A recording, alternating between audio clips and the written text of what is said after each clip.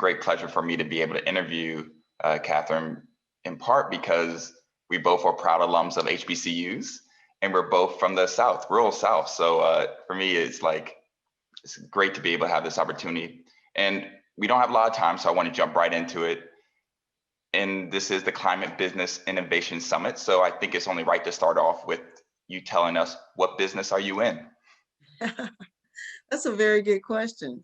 I think the basic way to help people understand what I do, I'm an activist, and I'm trained as a teacher.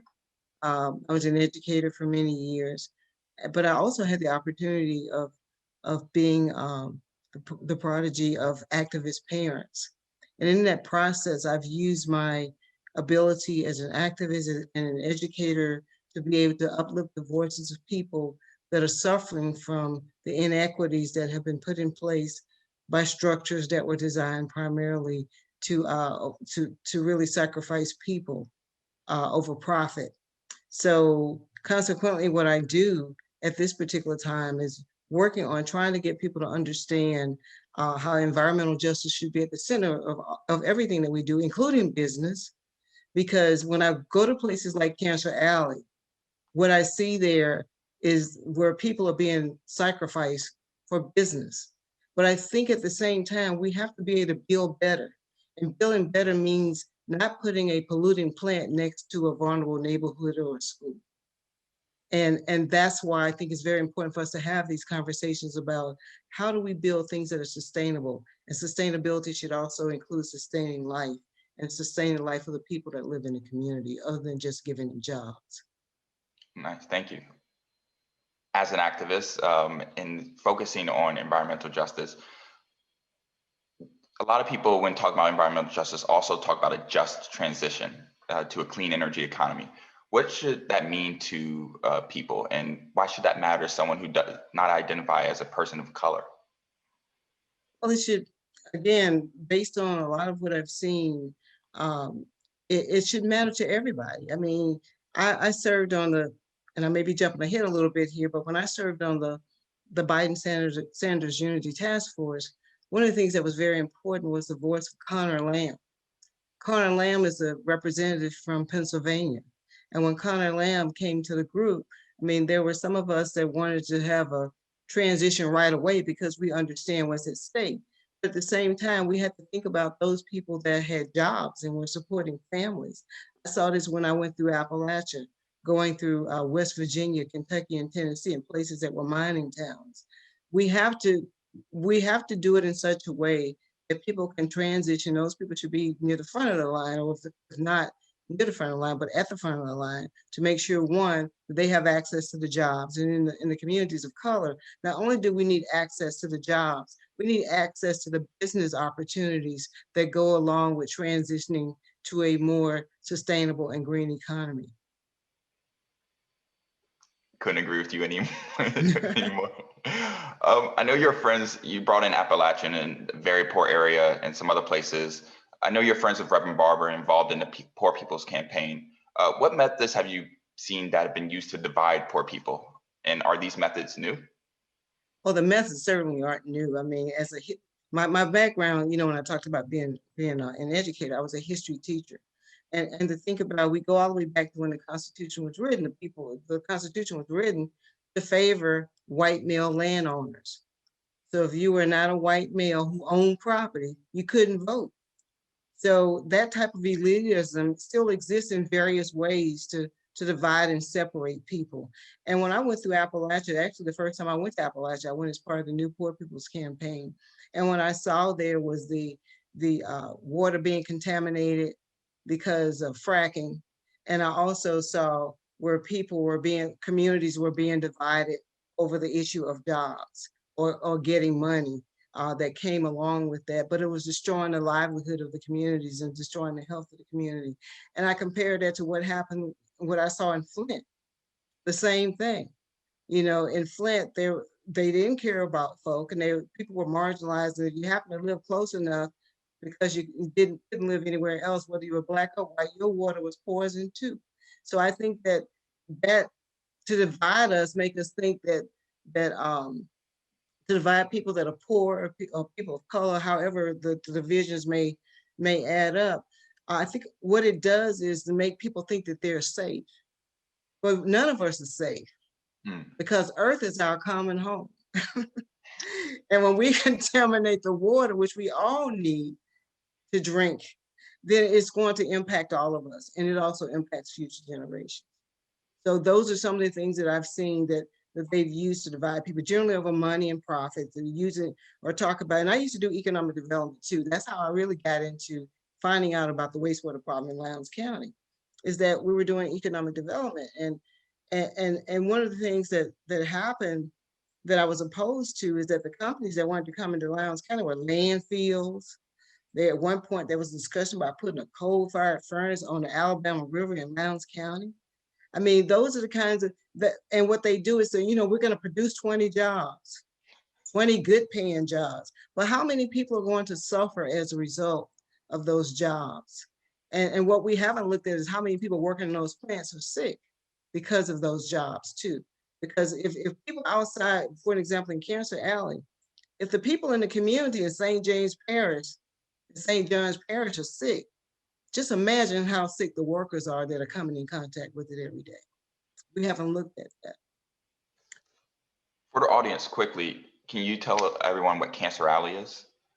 Cancer Alley is an area located primarily between New Orleans and Baton Rouge. And I described it when I went there, it was like the Disney World of petrochemical plants. And if you don't understand where climate change, climate justice, and environmental justice intersect, go there. Because on your way there, you're going to pass by the plantations and you can still see some of the slave cabins. So we know that people that live in the area are descendants of the slaves that lived there. And then where they put these plants, the people that sold the property to them were the owners of the plantations, their descendants. And in some cases, you see where they have bought property where there are people's graveyards, and they have to get permission for the plant to go and visit their deceased relatives. In some cases, you see where there are plants next to churches or plants next to schools. And when I went on the tour, I was led by General Russell Honore, retired general, who's now an environmental activist. And he was identifying where each of these plants were and what they produced and what chemicals came from these plants and what kind of ailments it created. And most of these plants were multinational corporations, which was so ironic that when we were going there at the same time, we were stopping poor people that were coming across the border and separating them from their children and incarcerating them. But we would allow someone to come into communities to contaminate the area that's right along the Mississippi River, to contaminate that area and to kill people with impunity because they bring money to some people that profited from it at the expense of the health that live in the community. And that's what Cancer Alley is, because the people have higher rates of cancer than probably any other areas because they're around all these polluting plants. I think it's important for everybody to understand that it's not hyperbole to say killing people. Like, people are literally dying. Dying, yes. Right. I think this is, from what you've been talking about, I think it's a good place to transition to your book, which I recently got myself. Really excited, been reading it, Waste, One Woman's Fight Against America's Dirty Secret. And in this, you expose the truth that in the US, people are living with wastewater on the ground, raw sewage and human waste, something that, of course, we generally associate with people living in underdeveloped nations, but not in America, the richest nation in the world. So I guess my question to you is, most people assume that this is something that's going on in the South, right? Can you talk about California's challenges with this? Yes, actually, one of my first visit to Palo Alto was to actually go there and meet some people. One is an alum of Stanford, and go from there to Fresno. And from Fresno, we drove to a place called Allensworth in the Central Valley. And I found out that Allensworth was a town that was founded by people of color, Black people, who financed. It was the first Black town in the state of California. And at that time, they were positioning Allensworth to be the Tuskegee of the West. They were going to have a vocational school there in Allensworth. And it was a thriving Black town until Colonel Allensworth, who the town was named for, was killed tragically. But along with that, you see the intersection of where the big growers were taking so much water out of the area that the water tables have sunk, and even some of the land has sunk. And the water is arsenic. They can't drink it because the naturally forming arsenic is greater than the parts of water. In addition to that, there are people living there. It looked like Lowndes County, Alabama to me without the water, living in mobile homes and straight piping. I was told that in some of the communities in California, there are people that are not just straight piping, have wastewater problems or the lack of wastewater infrastructure. They also have a lot of people are burning wood for heat. So there are some, again, uh, the example of the system that's in place that allows so much wealth to develop at the same time, beside it, you see where a lot of people are suffering and are poor. And it is, to me, what we as business, what the business community has a responsibility to do is to make sure that this doesn't continue to happen, that we look the other way just because we're profiting. And at the end of the day, we're not profiting. We're creating greater social problems that will, at some point, is like COVID. COVID was ignored and called a hoax and all this. And now, I mean, we have so many different mutations that even if we can put it at bay, it will take a while for us to get back to what we call normal because we did not do the right thing in the first place. Right. And now we have to do better. But in California, there are communities. There's a writer, Mark Arack. You should read some of his writing, who writes about the Central Valley, who writes about going to areas that look like the Delta in Mississippi. And some of those areas still exist in the Central Valley in California.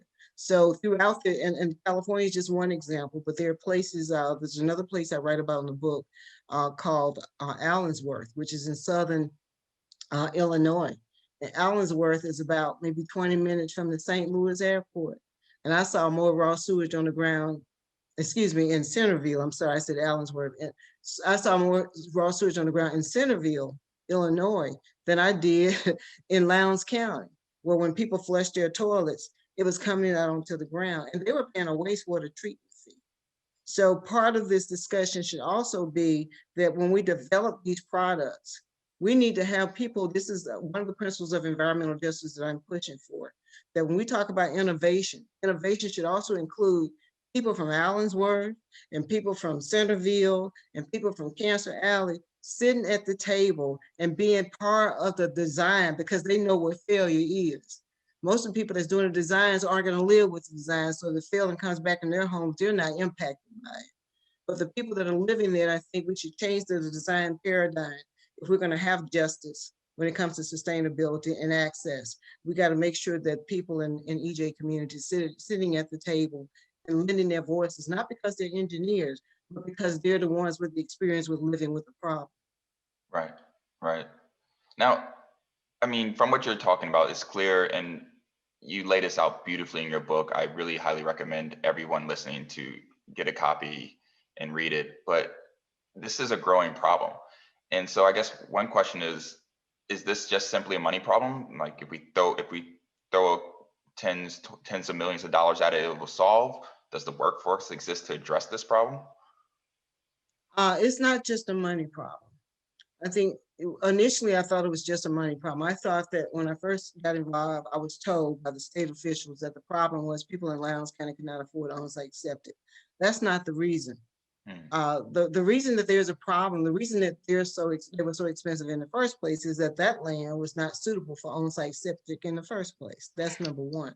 And then the second problem that we're having now with climate change is that water tables are raising. We had a recent experience in the book I write about Pamela Rush, who passed away from COVID, unfortunately. And to show you how intense COVID is, her sister passed away from COVID yesterday. And it is, I mean, it's just terrible. But we were trying to relocate her from where she was living, and she was straight piping. And in that situation, with the land, she had a half-acre property. That's a lot of land. If you think about it in urban terms, that's a lot of land, a half-acre property. And when we brought in the engineers to design a system for her, they said because the water table was so high, she went down 25 inches and struck water, that she would need a system that cost $28,000. This is a person living off less than $1,000 a month. So how could she have afforded to maintain that? And that explained why other people from around her had the same problem. So the problem is we need to design technology to deal with climate change. I mean, I think it's part of, we talk about green infrastructure, part of that green infrastructure needs to also include wastewater infrastructure as well. And we have not done that. And then the second thing is that we've seen areas in the country where people are paying wastewater treatment fees and the small treatment plants are not functioning properly either. And when they fail, the sewage comes back into the home, usually through a bathtub, but sometimes would flood the home. And there, in those situations, this for numerous reasons. One of the things that we hear from people all the time when they complain about backups is when it rains. We can't control that. And we know there's going to be more and more rain, and sometimes deluges of rain because of climate change. Right. So we're going to have sea level rise. If you go down to Miami, you would see that in the Miami-Dade County area, they have a lot of problems with on-site septic. And I understand it's around the state of Florida now, primarily because you have sandy soil. Underneath it, the sea level is rising, and then it's coming, the soil is also porous. But the developers built all these houses and put in place on-site septic systems, and these systems don't last. At the very least, mortgage companies need to require that they last the life of the loan, at the very least. Because otherwise, what happens is, it's like recently I was talking to a group on the Alabama Gulf Coast, and one of the women said to me, they had paid for their homes, and they're starting to have sewage backups. They have on-site septic systems. And she told me, she said, if you go in my brother's yard, his backyard, it looks like a pool in the back. She meant a pool of raw sewage. But she said that when they tried to connect to the city sewer, they wanted to charge each one of them $25,000 each. So, so it didn't happen. But we have to have innovation, one. And I think that having these discussions at universities is a good place to start. And then, of course, the next thing that we have to do is make sure that we use the principles of environmental justice as we look for these solutions. Absolutely, absolutely. I want to, because what you're talking about, I think this also comes into policies. And you mentioned that you're on a Biden Sanders Unity Task Force. And when I think about kind of policy and developing policy to dramatically reduce greenhouse gas emissions to address the sewage issues that is happening across this country, there's misconceptions that the most notable for me is that Black folks don't care about climate or have more pressing issues. Or, did you have that to deal with these misconceptions and combating these racially motivated misconceptions, even when interfacing with Democrats? Well, not on the task force. it was hard for them to even, they felt that, I think it was kind of hard against the backdrop of what was going on, because there were protests happening around the country over the murder of George Floyd and Breonna Taylor. So it was hard to not talk about, or to not center everything in environmental justice. Mm-hmm. I think that the committee was made up of people that felt that we had to do something. And the question was, how did we get there? So I did not have a problem getting the environmental justice platform accepted. Actually, some of the people that were our biggest allies were people like Gina McCarthy, who is now the climate czar. And Gina said to me from the very beginning, we have to center this in environmental justice. I mean, she was one of the biggest cheerleaders that we had on that task force. Nice. So now, for me, when the news broke about the executive order about environmental justice and what President Biden was going to do, I was very moved by it, because it was the result of the hard work. And then even when he introduced his climate team, the fact that he acknowledged Cancer Alley, I have not heard a president acknowledge Cancer Alley. So to me, that was also extreme. That was just as moving as appointing an indigenous person to head the Department of Interior. So now that we have acknowledged that there is a problem, the hard work begins. how do we change it? And how do we change it across the board? And how do we change business practices where we do not reinforce racism and the kind of systemic issues that have happened and class issues that have happened throughout, throughout our history as a result of our business practices and how we exploit the land. We're running close on time and we want students to speak to this. So I want to ask just one last question. What should the business world and business schools be doing to address the injustice and inequity in the environmental and climate space? Just gonna throw out the big question to you. Well, that's a big question. There's a lot that needs to be done, but I think the first thing that a lot of people are doing now is acknowledging the roles that they played in it. I mean, and there need to be some truth telling and then some reconciliation. And part of that is also opening up those doors and removing those glass ceilings that keep people of color from it, first of all, getting into the space, and then second, advancing once they get into the space. I think it's also important to go and see where the products are being made and who they're impacting. Because I can't think about what I buy anymore after going to Cancer Alley. After going to visit Eastern Carolina and seeing the factory farms that are there, it makes it hard for me to eat chicken and don't think about the way they're treated there, or to eat pork and not think about the way they're treated, the way those animals are treated just to get them to market.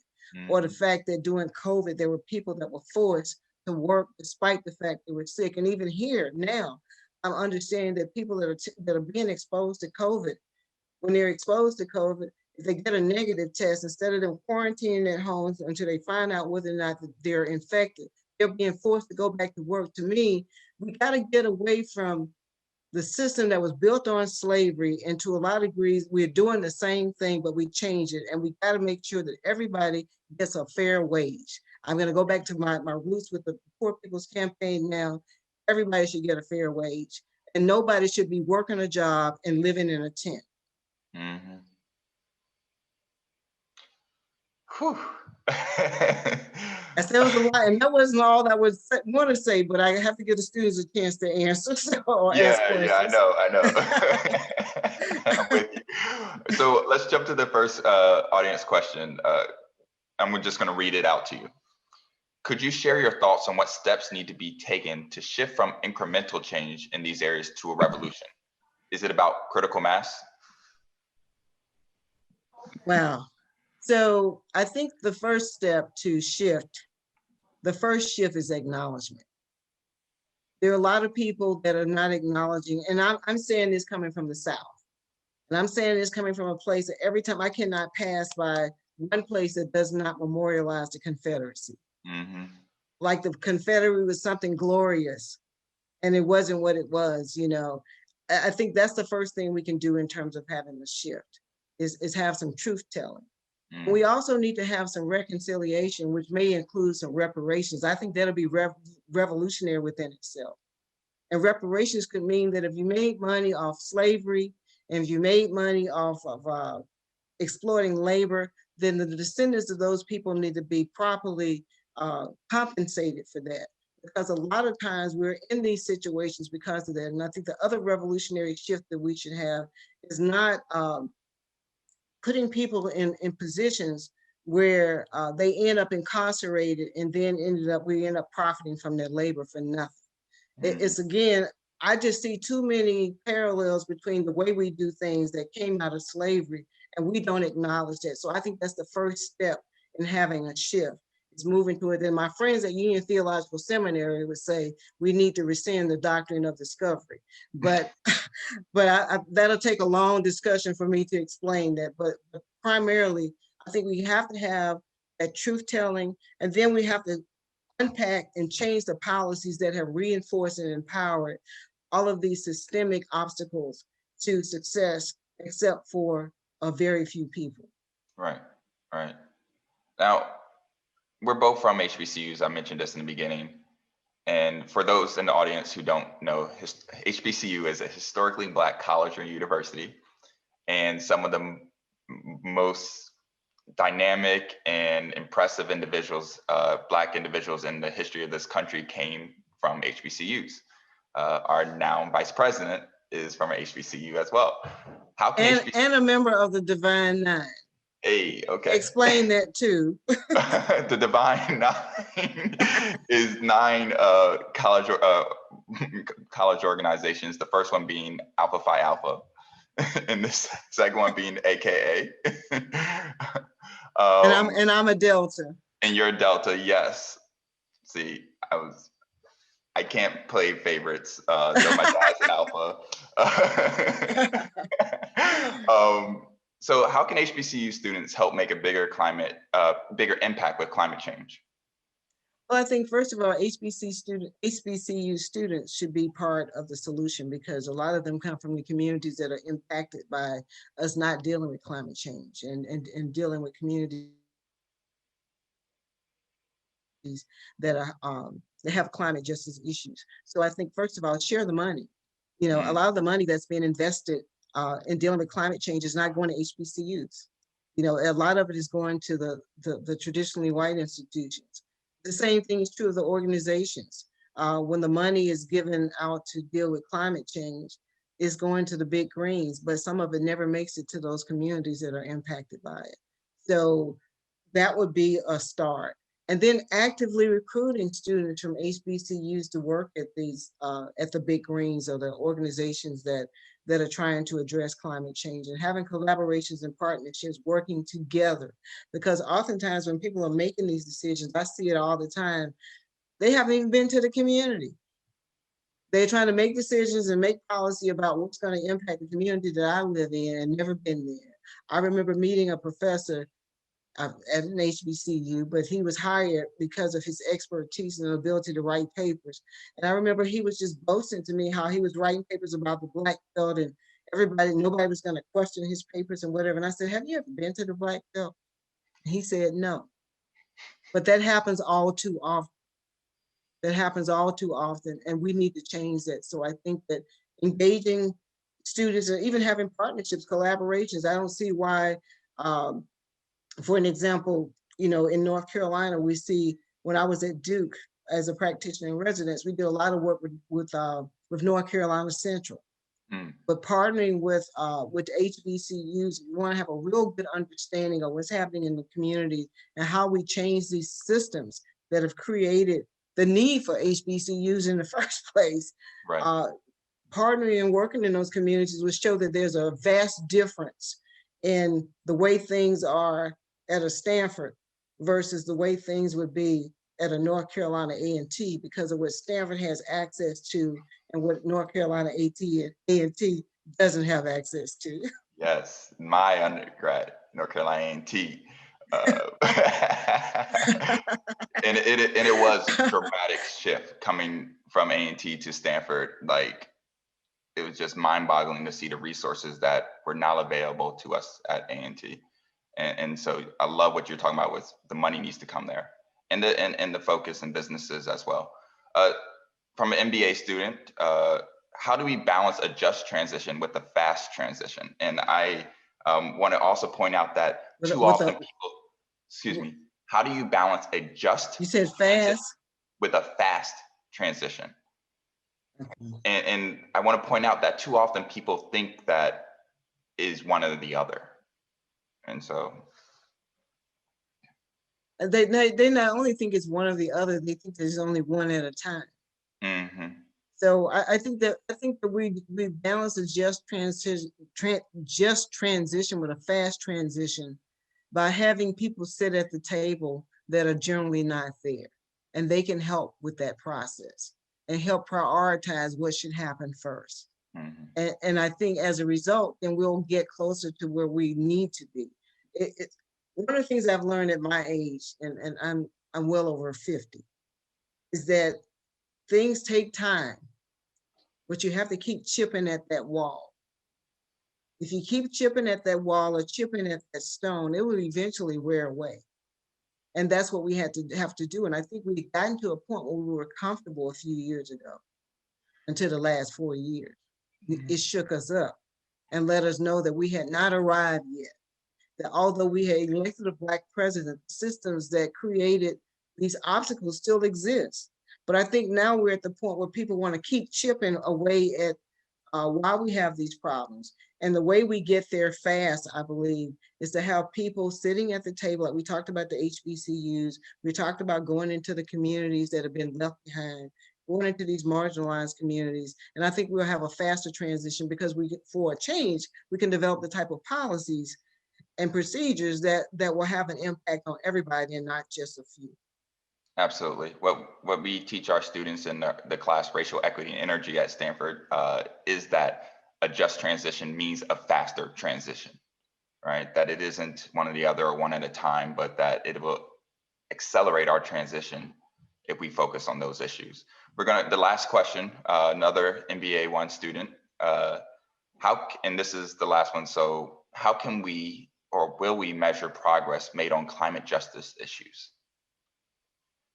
When we no longer have people in marginalized communities dying because of contaminated water, contaminated air, lack of wastewater infrastructure. I think that's going to be a measure. And also how many people of color or how many poor people or how many people from marginalized communities have access to the business opportunities. Because some people assume that a just transition is just for workers only and not for entrepreneurs and business owners too. And we need to see that transition happen as well, where we have that type of access. Thank you so much, Catherine.